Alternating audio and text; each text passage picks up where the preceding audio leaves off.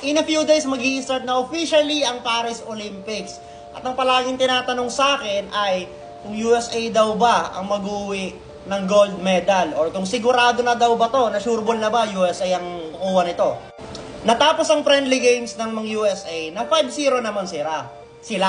Pero yung ibang games doon sobrang dikit. Let's start from Australia. Tinalo nila yung Australia pero 6 lang yung lamang nila.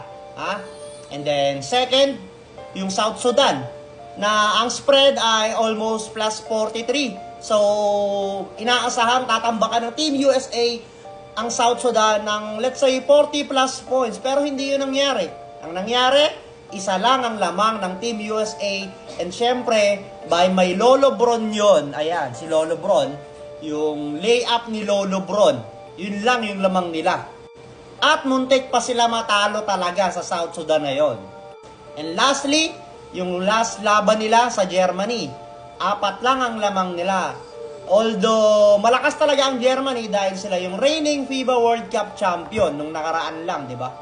Ngayon, masasabi pa ba natin na Team USA pa rin ba ang magdo-dominate sa paparating na Paris Olympics? I'd say, to be honest guys, hindi na. Kasi yung ibang countries is nakaka-catch up na sa basketball, lalo na sa NBA when it comes to talent. Okay, backtrack tayo. Last number 1 pick 2024, and then last year ay tiga France. Etong nakaraan lang si Zachary, and then yung last year si Wemby. And then talon tayo kay Joker. Si Joker ay reigning MVP. 3 times MVP na si Joker, mga boss. Isama mo pa si Giannis na MVP rin, na naging champion din. So nagtataka kayo ito, anong nasa likod ko itong picture, i-explain ko sa inyo. So nasa taas yung Dream Team, and then nasa baba yung current team nila Lolo Bron. So ang Dream Team dati noong 1992 Olympics ay 9 na NBA player lang ang nakalaban nila.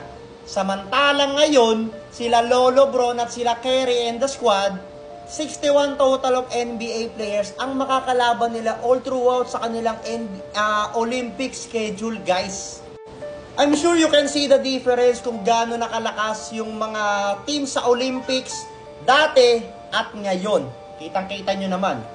Kaya hindi na ako magtataka kung biglang sisibakin na lang talaga ang Team USA kasi iba ang rule sa Olympics at sa NBA. Katulad ng 3-point shot, mas malapit, and then 10 minutes per quarter lang. And then, yung pagtira mo sa ring, pag tumama na sa ring, pwede nang tapekin yun. So, pwede nang tapekin ni Wemby yun kasi ang haba ni Wemby, panungkit yun eh.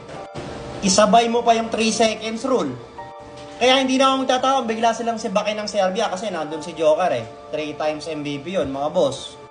And to be honest with you guys, kapag USA ang nag-champion dito sa Olympics na to, sila nag-uwi ng gold medal, at si Lolo Bron ang nag-lead para makamtam nila ang gold medal na yon, I think we can say that GOAT debate is officially over.